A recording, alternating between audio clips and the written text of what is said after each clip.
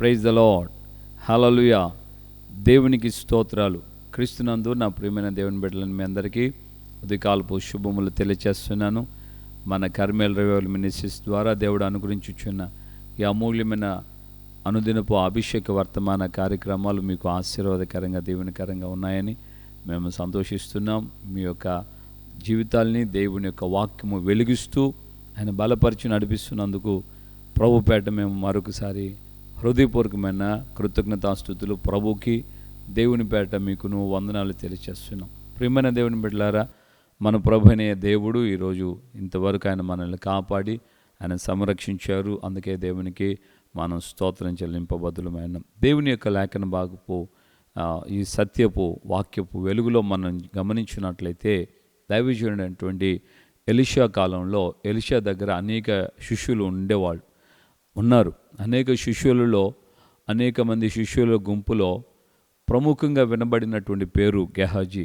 గెహాజీ చాలా దైవజనుడైనటువంటి ఎలీషాతో ఆయనకి సన్నిహిత బంధము ఉన్నట్లుగా మనం లేఖనాల ద్వారా చూడగలుగుతున్నాం. సో అనేక అద్భుత కార్యాల్లో, ఆశ్చర్య కార్యాల్లో ఎలీషా గారి యొక్క మినిస్ట్రీస్లో, ఆయన పరిచర్యలో గెహాజీ చాలా కీ రోల్, చాలా చక్కగా ఆయన ప్రవర్తించాడు, ఆయన పోషించాడు, కీ రోల్లో ఆయన మెయింటైన్ చేశాడు. సో అలాంటి యొక్క గెహాజీ జీవితాన్ని మనం గమనించినప్పుడు గెహాజీ జీవితం ముగింపు గమనిస్తే చాలా ఘోరంగా మారిపోతుంది, చాలా ఘోరంగా అగుపడుతుంది మనకు. సో దైవజనుడైనటువంటి ఎలీషా గెహాజీని సూటిగా ఒక ప్రశ్న అడిగాడు. అంతకుముందు వేరే వాళ్ళ గురించి కొన్ని విషయాలు అడిగితే ఆ లాస్ట్లో గెహాజీతోనే గెహాజీ విషయమై దైవజనుడు ఎలీషా అడుగుతున్నాడు, గెహాజీ నువ్వు ఎక్కడికి వెళ్ళావు, ఎక్కడి నుంచి వస్తున్నావు? గెహాజీ అంటున్న ఆన్సర్ ఏంటంటే, నీ దేవుడిని యెహోవా జీవంతోడు, నీ జీవంతోడు నేను ఎక్కడికి పోలేదయ్యా, ఇదిగో నేను ఇక్కడే ఉన్నాను కదా అన్నట్టుగా. సో అక్కడ గెహాజీ నోరు తెరిచి వాంటళ్ళి ఆయన యథార్థంగా నిజంగా అబద్ధం చెప్పాడు. నిజమైన అబద్ధం, అబద్ధమైన అబద్ధం కాదు, నిజమైన అబద్ధం, నిజంగా అబద్ధం చెప్పాడు. ఏంటంటే, నేనెక్కడికి పోలేదు, నీ జీవంతోడు యెహోవా జీవంతోడు నేనెక్కడికి పోలేదు. అప్పుడు దావీదుడైనటువంటి ఎలీషా అన్నాడు కదా, అతడు రథము దిగి నిన్ను ఎదుర్కొన్నట్టుకు వచ్చుచున్నప్పుడు, నిన్ను కలుసుకునేటప్పుడు నయమాన్ వస్తున్న వేళలో నా మనసు, నా ఆత్మ నీతో కూడా రాలేదా? దేవుని బిడ్డలారా, ఈ రోజున మనం గమనించాల్సినటువంటి మాట ఏంటంటే, నిజమైన అబద్ధం యొక్క ప్రతిఫలం ముగింపు చాలా ఘోరకరమైనటువంటి లేఖనాల్లో మనం చూస్తున్నాం. అబద్ధం చెప్పి నిజంగా అంటే తెలిసి అబద్ధం చెప్పటం. నిజమైన అబద్ధం అంటే ఇది ఒక కొత్త ట్యాగ్ అని అనుకోకండి. నిజమై తనకు నిజమేంటో తెలుసు కానీ అబద్ధం చెప్పటం. సో నిజమైన అబద్ధం చెప్పినటువంటి ఆ కారణాన్ని బట్టి గెహాజీ యొక్క జీవితంలో సర్వకాలము కుష్ఠవ్యాధి తరతరాలకి నీ సంతతికి అనుగ్రహించబడుతుంది పో అని వాడు ఆ యొక్క పరిస్థితిలో తెల్లటి కుష్ఠవ్యాధితో దేవుని సన్నిధిలో నుండి గెహాజీ తోలివేయబడ్డాడు. దేవుని బిడ్డలుగా ఈ రోజున ఒకసారి మనల్ని మనం పరిశీలించుకోవాలి. తెలిసి అబద్ధము చెప్పిన సేవకుడినైనా, విశ్వాసినైనా, స్త్రీనైనా, పురుషునైనా ప్రభువు పొరపాటున వదిలిపెట్టాడు. నేను అనుకుంటున్నాను అక్కడ కూడా గెహాజీకి ఇమ్మీడియట్లీగా యాక్షన్ రాలేదు, ఇమ్మీడియట్లీగా తీర్పు రాలేదు. అక్కడ కూడా గ్రేస్ పీరియడ్ దొరికింది. నిజం చెప్పు, ఎక్కడికి వెళ్ళి వస్తున్నావు, ఎక్కడి నుంచి వస్తున్నావు అని అన్నప్పుడు, అయ్యా ఏదో పొరపడ్డాను. ఎందుకంటే గెహాజీకి everything he knows everything about prophet Elisha, so that he can not deny himself. ఆయనకు తను తాను మోసపుచ్చుకొని నేను ఎరగను, నాకు తెలియదు అన్నట్లుగా తను చెప్పుకోవడానికి వీల్లేదు. కారణం ఏంటంటే ఆయనకి సమస్తం తెలుసు. ఎలీషా అంటే ఏంటో, ఆయన యొక్క ప్రభావం ఏంటో, ఆయన అభిషేకం ఏంటో, ఆయనలో ఉన్నటువంటి ఆ ప్రత్యక్షతలేంటో సమస్తం తెలుసు గెహజీకి. కానీ గెహజీ కావాలనే దైవజనుడు ఎలీషాకి అబద్ధం చెప్పాడు. సో ఆ అబద్ధం తన జీవితానికి సర్వకాలానికి కుష్ఠవ్యాధి.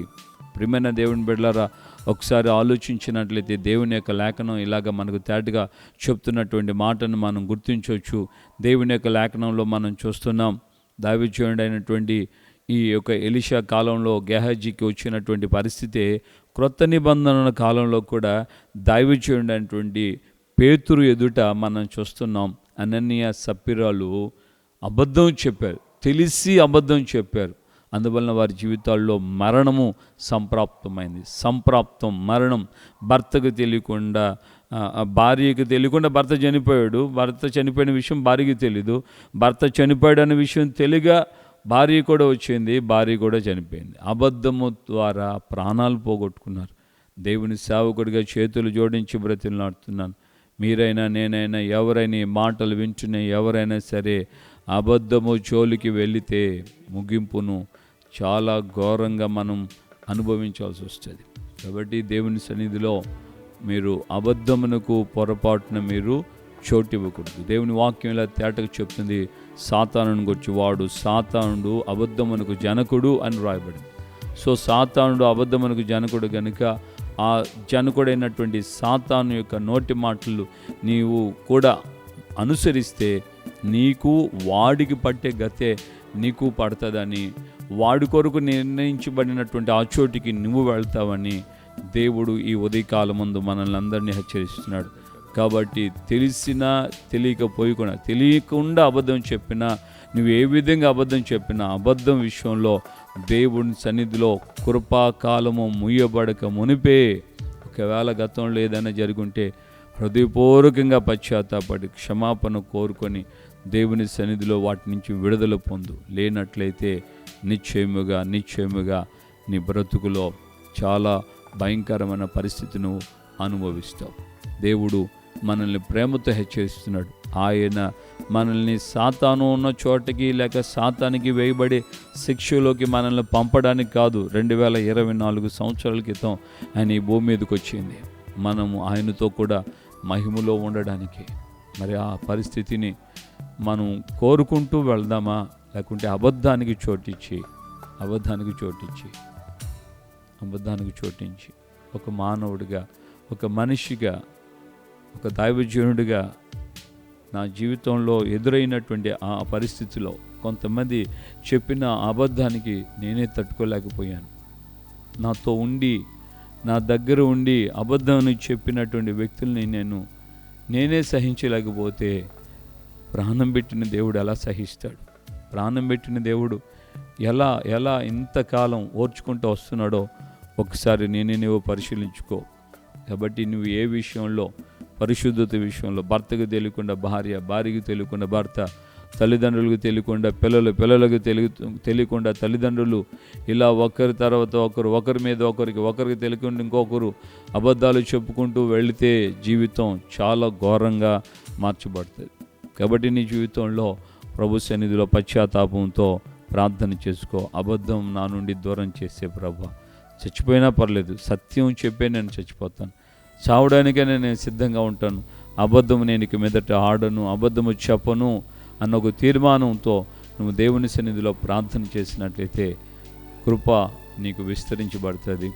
కృప ద్వారా నువ్వు సంరక్షించబడతావు, నీ దోషములు క్షమించబడతాయి.